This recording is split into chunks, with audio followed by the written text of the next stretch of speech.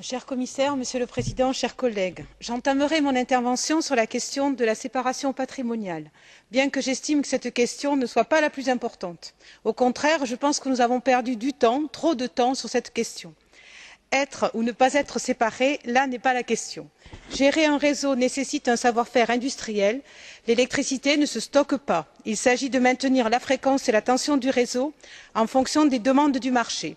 Or, la Commission, à travers la séparation patrimoniale, n'écarte pas les risques d'une gestion spéculative ou politique du réseau.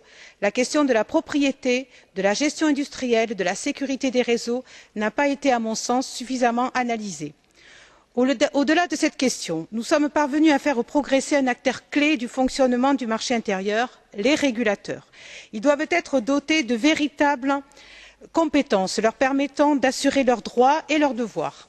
Au travers de l'agence de coopération, les régulateurs auront un rôle central sur tout ce qui concerne les questions transfrontalières, sur l'harmonisation des codes techniques commerciaux afin de garantir un meilleur fonctionnement et une meilleure sécurité des réseaux.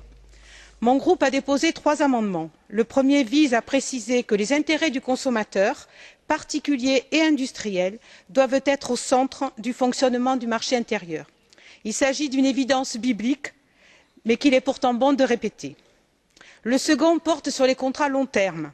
Sous réserve du respect de quelques principes, ils doivent être perçus non comme un élément de restriction de la concurrence, mais comme un élément de stabilité. Il est à souligner que cette demande émane des consommateurs industriels.